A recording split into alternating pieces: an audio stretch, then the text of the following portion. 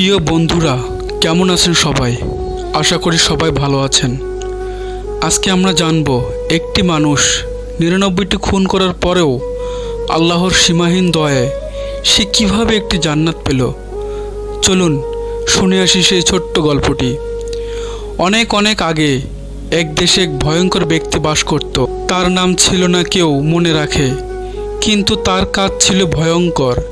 সে ছিল একজন রক্তপিপাসু খুনি। সে একে একে ৯৯ জন মানুষকে হত্যা করেছিল। একটি নিষ্ঠুর পাথর হৃদয়ে সে মানুষের প্রাণ নিচ্ছল নির্দ্বিধায়। কিন্তু একদিন হঠাৎ সে চিন্তা করল, আমার কি কোনো আশা আছে? আমি কি ক্ষমা পেতে পারি?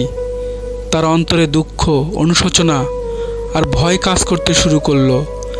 সে এক ধর্মজ্ঞ ব্যক্তির কাছে গেল এবং জিজ্ঞাসা করল, আমি ৯৯ জন মানুষকে হত্যা করেছি, আমার কি তওবা করার কোনো সুযোগ আছে? আল্লাহ কি আমাকে ক্ষমা করবেন? সে ব্যক্তির উত্তরে বলল, ৯৯ জন না, তোর কোনো ক্ষমা নেই। এই কথা শুনে সে এত রাগান্বিত হলো যে সে ব্যক্তিকেও হত্যা করল। এখন সংখ্যাটি দাঁড়ালো ১০০ জন। তবুও তার হৃদয় চুপ করে বসে রইল না। সে আরও একজন আলেমের সন্ধান করল।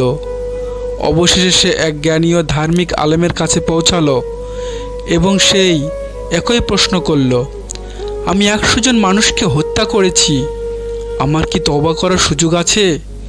এ আলেম তাকে বললেন, হ্যাঁ, আল্লাহর রহমত অসীম, তিনি যাকে ইচ্ছা ক্ষমা করেন। তবে তওবা করার জন্য তোমাকে খারাপ পরিবেশ ছেড়ে ভালো পরিবেশে চলে যেতে হবে। এক ভালো জনপদের দিকে যাত্রা করো, যেখানে আল্লাহর বান্দারা থাকে এবং সেখানে তওবা করে আল্লাহর ইবাদত করে। সে খুশি হয়ে রওনা দিল সেই জনপদের দিকে, কিন্তু মাঝপথে হঠাৎ তার মৃত্যু ঘটে গেল। এখন ফেরেশতারা তার আত্মার জন্য বিতর্কে জড়িয়ে পড়ল। আযাবের ফেরেশতারা বলে, সে ১০০ জনকে হত্যা করেছে, সে জাহান্নামের অধিকারী।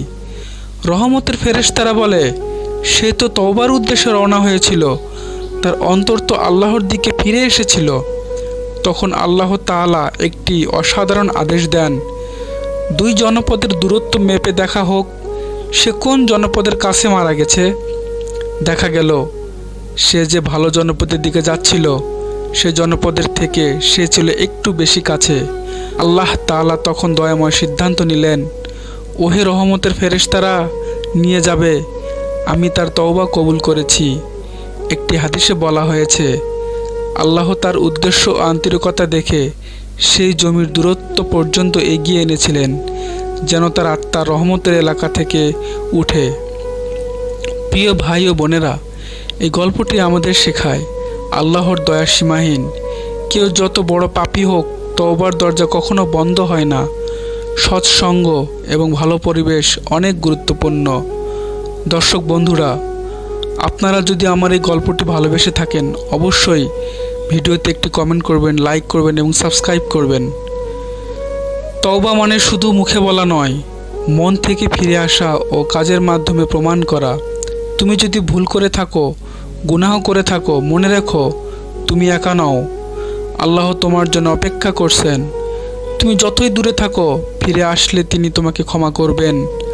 আল্লাহ বলেন, হে আমার সেই বান্দারা, যারা নিজেদের উপর সীমা লঙ্ঘন করেছ, তোমরা আল্লাহর রহমত থেকে নিরাশ হয়েও না। নিশ্চয় আল্লাহ সব পাপ ক্ষমা করে দেন, তিনিই ক্ষমাশীল, পরম দয়ালু। আসসালামু আলাইকুম ওয়া রাহমাতুল্লাহি ওয়া বারাকাতুহু।